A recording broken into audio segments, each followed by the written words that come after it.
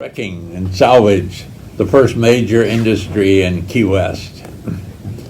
As the United States expanded to the west and the Mississippi River Valley, and the shipping from there, shipping agriculture and so forth, out of the west to the northeast, and manufactured goods returning from the northeast to the Mississippi River, they had to pass by Spanish Florida. And so Spain had never done anything to mark the reefs, and so when ships wrecked in Florida, they were usually lost to the owner of all the ships and goods. So it was one of the many reasons that the United States wanted to buy Florida from Spain, and of course it did in 1820. And so one of the first things they did after we got here, the Navy settled, but established a federal court here, a U.S. court, and sitting in Admiralty regulated salvaging the ships that got on the reef.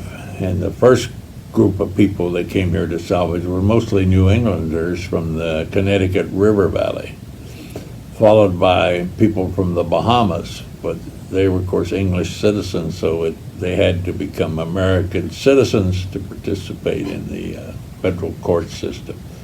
And the courts soon established the rules for wrecking, and including a license, ships required to have certain material and so forth to salvage ships that wrecked on the Florida Reef. And the unique thing about the reef here and vice the rest of the east coast of the United States is the reef is 5 to 6 miles off and in fairly deep water. The rest of the east coast is pretty much, a ship goes aground, he goes up on the beach, and the tides and so forth tend to press him up, and really not salvageable as a ship. You can save material, but here, because of the reef, the ships could be saved and material on it could be saved, and so it became a very lucrative empire. But it was very closely regulated for the courts and so forth, particularly the courts, and the rules of wrecking, and that Judge Marvin wrote out, and the ships had to meet certain criteria of having the right equipment on board to carry out. And of course, all the judges, the primary concern, first above everything, had to be saving the people, saving lives. Then next, saving the property. What would happen in a typical wreck? A ship would get up on the reef, and the wreckers, who usually had small shallow draft boats, would come along and offer the captain their assistance. It was up to the captain of the wrecked ship to choose who he'd allow to take over. But once he allowed a wrecker to take over, that guy then was in charge, the first wrecker. The normal procedure would be they would try to get out a heavy anchor astern of the ship out in the deep water and pull it or straighten off the reef as much as they could. The next step would be they would bring the small boats alongside and offload cargo and man the ship's pumps to try to lighten the ship on the next high tide. So logically, if you were successful and the ship didn't hull wasn't destroyed, you could save the ship and cargo, and that was, of course, the thing, because you got paid for a percent of everything you saved. But anyway, they would then, if it was a typical one, pull the ship off and bring it to Key West. The rules required, and they were very strictly enforced, and a lot of stories you hear about how they did this and that. No, the wrecking master had to bring the ship and cargo in and turn it over to the U.S. Marshal. And if it had been taken off and unloaded, the part had been unloaded, had to be put in a warehouse. then everything had to be appraised. Then the ship had to be appraised and checked and repaired if necessary and certified it was good. All this information then was provided to the court, the federal court, where the U.S. District Attorney would represent the government, and another lawyer would represent the ship or the ship owners. And there would be a case before the federal judge.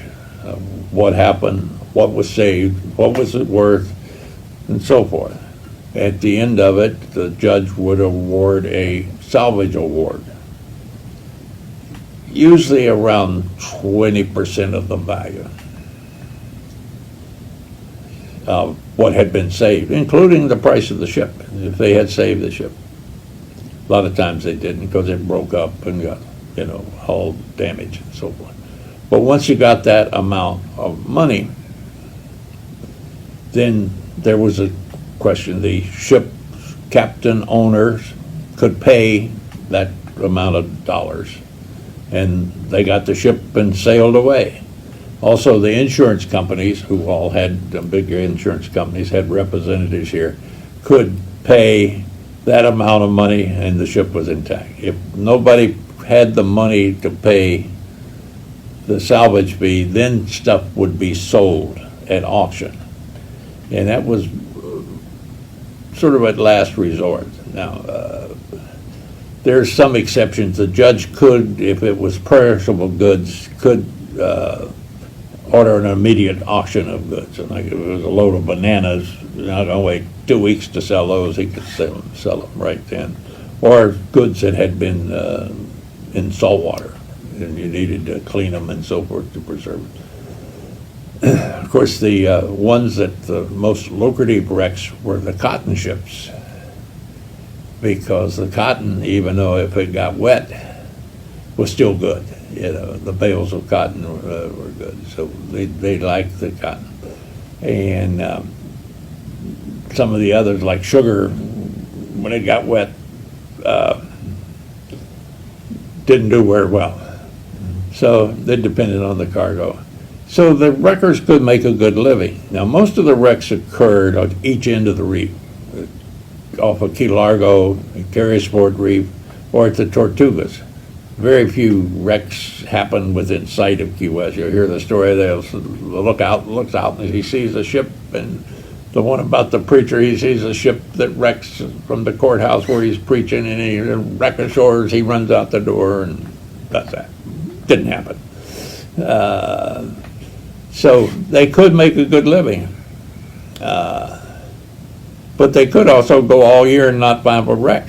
And some years they had no wrecks, because most of the wrecks were bad weather,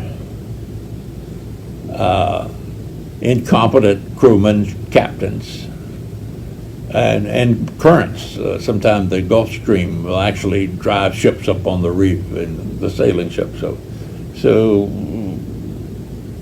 there's all sorts of stories about people moving lights and so forth. Well, no, it didn't happen, because if a competent captain, he knew all the lights that were out there, that the U.S. had put lights and lighthouses, light ships up. He knew where those were, and if he saw them, he would know where he was. And those guys were paid a salary, so they didn't put the light out or do anything, because they had a good job to start with. So they were not going to get involved. And the other misconception you hear that now they couldn't make good money in the good years, but was that we were the richest city in the United States. Well, I don't know how they figured that, because there was no such thing as income tax at this time. Income tax didn't happen until 1914. And that's sort of how we determine where the rich people zip codes are now, as the income tax. So there was no measure it. So in a good year, they made good money. In a bad year, they got hungry.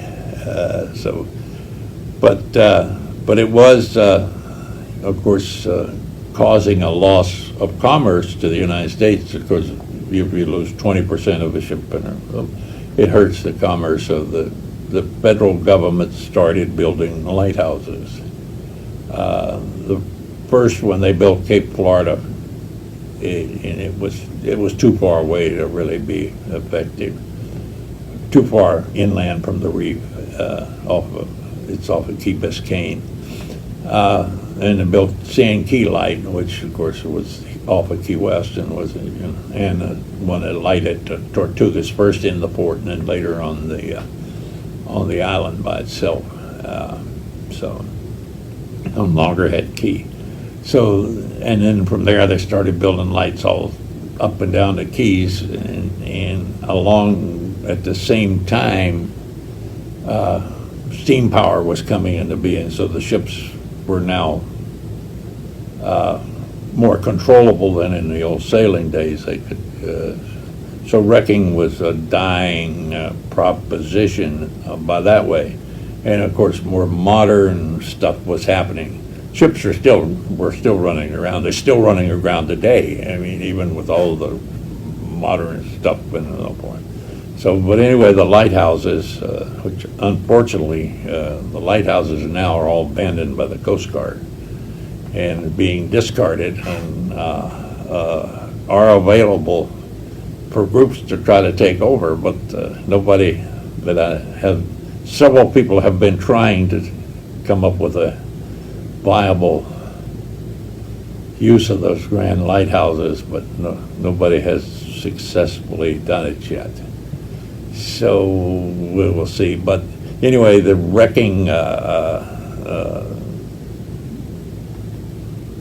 did go away as an industry as this all happened. But of course, shipwrecks was one of the early wrecking companies. Was a New Jersey company called Merritt Wrecking, and it became later it merged with Merritt, Scott, and Chapman, and became a major wrecking industry out of New York City and the New Jersey coast. They go back to almost colonial times, riding the shores of New Jersey on horses looking for wrecks.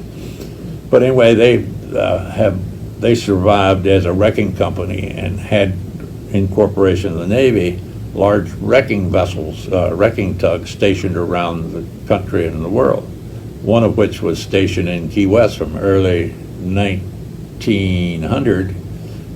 Actually, the first record I saw of them here, they were in Havana in early 1900 salvaging the battleship Maine. But they had one of their tugs here pretty much continuously until the 1980s. When they finally went out of business. They went through several corporate names, but the last two here was the Cable and the Curb, and ironically, both of them ended up being sunk out as artificial reef after their days over. So if you want to see any of the old wrecking tugs, you have to go out and dive on those two wrecks that are out off the reef, the diving umbrellas. So the wrecking was a founding and brought the first money in. It was a major industry and propelled Key West into growth with all of the money that did flow in.